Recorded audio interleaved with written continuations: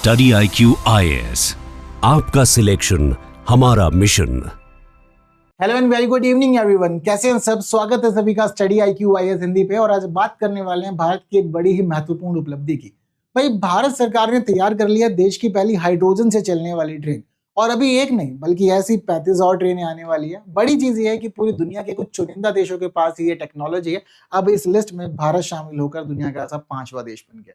तो भारत ने काम किया है बड़ा ही महत्वपूर्ण। आने वाले समय में हमारे रेलवे ट्रैक्स पर ही हाइड्रोजन से चलने वाली ट्रेनें दौड़ती हुई हमें अलग अलग हिस्सों में भी दिखाई देंगी। पर क्यों खास है ये ट्रेन और क्या फायदा इससे हम लोग को होने वाला है और क्या है हमारी इससे जुड़ी हुई सभी तमाम बातें, आइए जानते हैं, समझते हैं। तो भारत में पहली बार हाइड्रोजन से चलेगी ट्रेन, जानिए क्या है खासियत।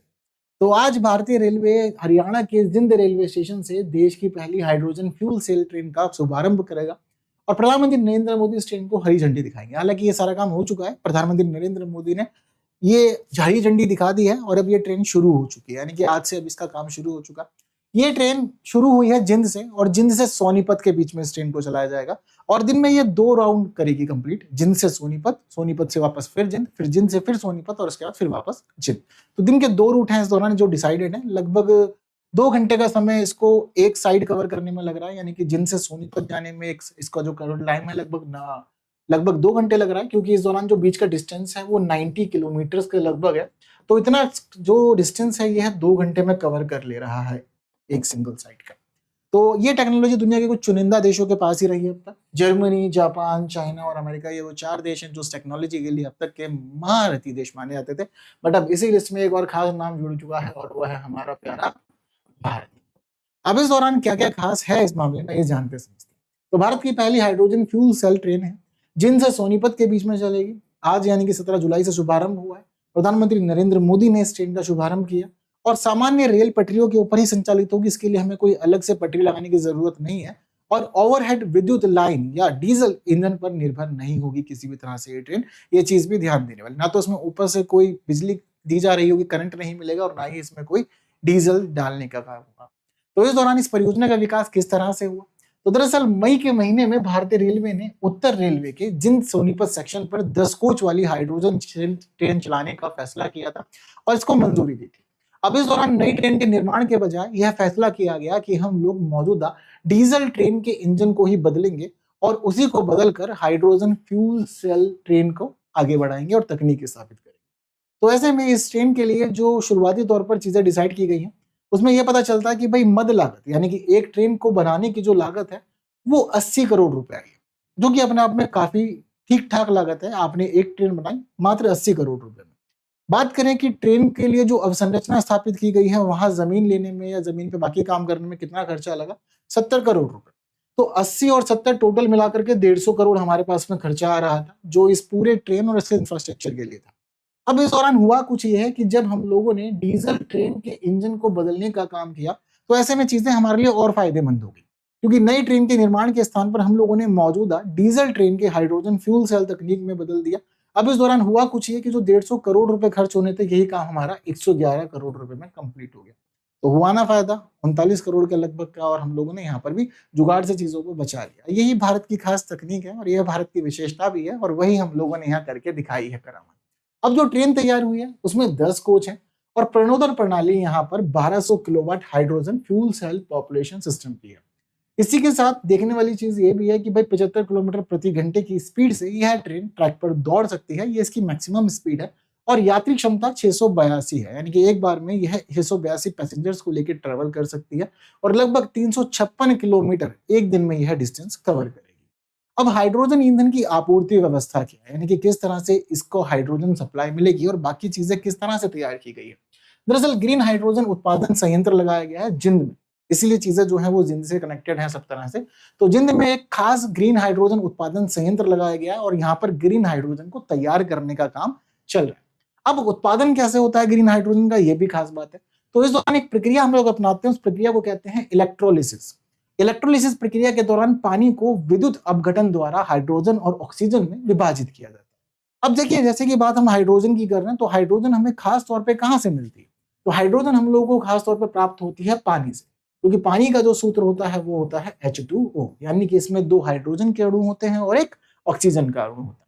तो ऐसे में पानी को विद्युत अपघटन के द्वारा हम हाइड्रोजन और ऑक्सीजन दो अलग अलग भागों में बांट देते हैं। जब हम दो अलग अलग भागों में बांटते हैं तो ऐसे में हमें एक अलग हाइड्रोजन मिल जाती है। अब जब अलग हाइड्रोजन मिली है तो ऐसे में इस हाइड्रोजन को अब हम लोग उच्च दाब वाले टैंकर के अंदर संग्रहित कर लेंगे। उच्च दाब वाले टैंकर में संग्रहित करने के साथ साथ ही अब यहाँ पर हम लोग फ्यूलिंग व्यवस्था पे काम करेंगे। तो विशेष फ्यूलिंग साइडिंग या फिर स्टेशन विकसित किए गए हैं इस दौरान ट्रेन को रिफिल करने के लिए। सामान्य रेलवे स्टेशनों पर अलग हाइड्रोजन स्टेशन हमने नहीं बनाया है।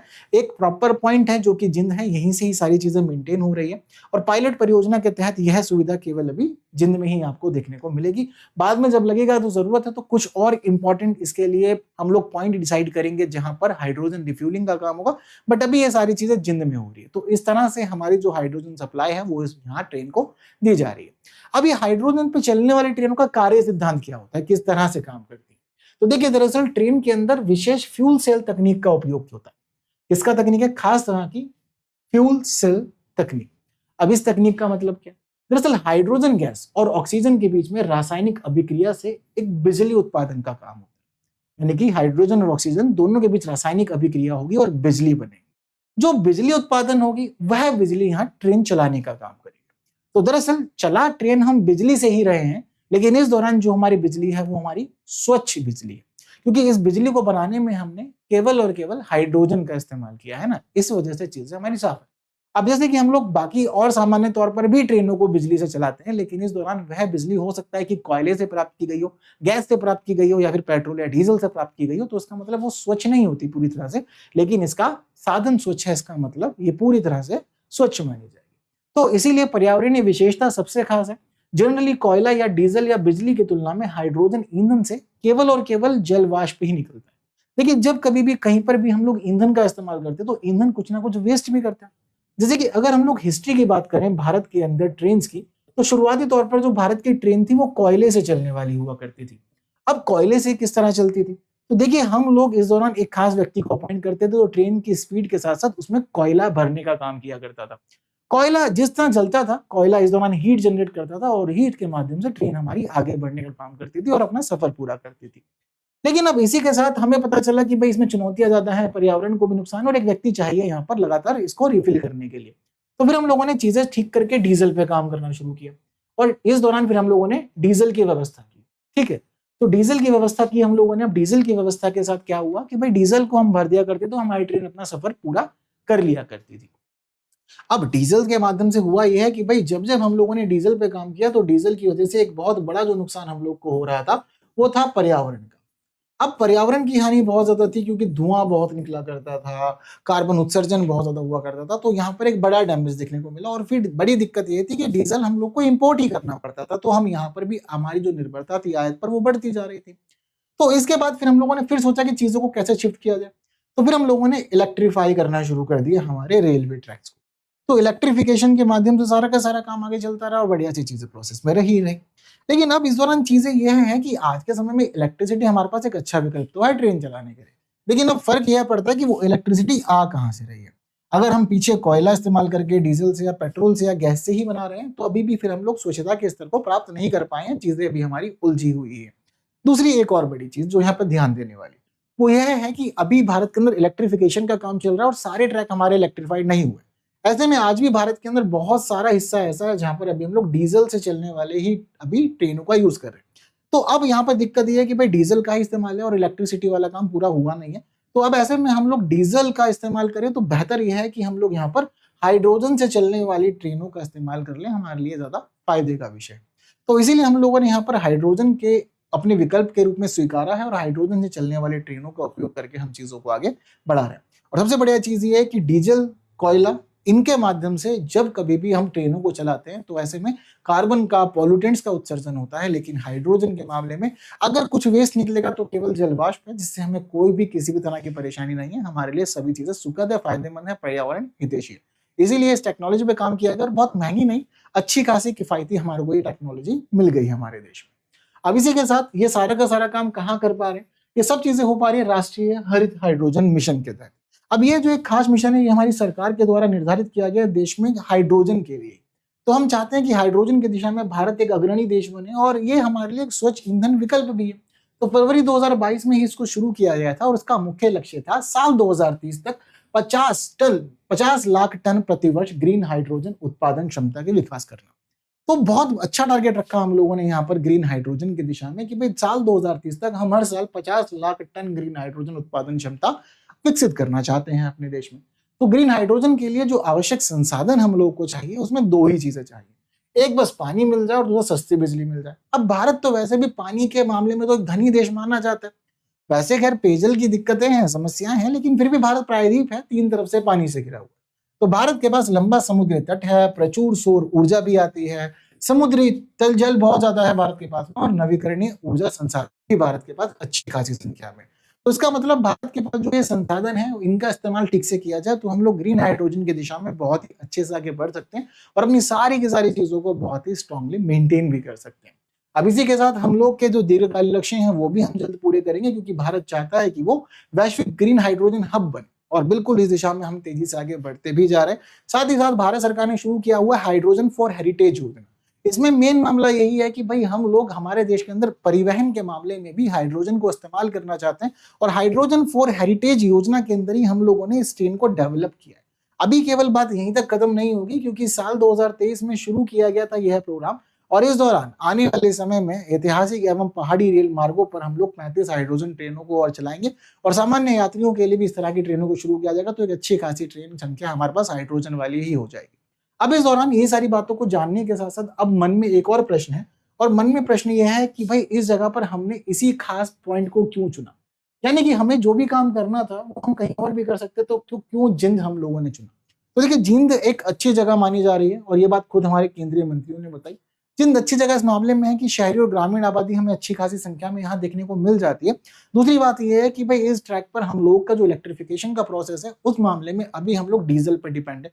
तो बेहतर स्थिति ये है कि हाइड्रोजन पर हम लोग शिफ्ट करके यहाँ के लोगों को और पर्यावरण दोनों के लिए ही लाभदायक चीजें कर सकते हैं। साथ ही स्थानीय तौर पर कई अन्य परियोजनाएं नहीं है, तो ऐसे में यह वाली परियोजना लोगों को रोजगार भी दे सकती है, चीजों को बढ़ावा भी दे सकती है और क्षेत्र को किसी न किसी खास मामले में प्रसिद्धि तो दिला ही रही। तो जिंद के लिए चीजें इसलिए बहुत ज्यादा विशेष रही। तो यही है आज का हमारा पूरा घटनाक्रम और किस तरह से हमारा जो हाइड्रोजन से चलने वाली ट्रेन है वो पेट्रोल और कोयले से या फिर इलेक्ट्रिसिटी से चलने वाली ट्रेन से अलग है, वो सारी बातें भी आपको यहाँ समझ में आई गई।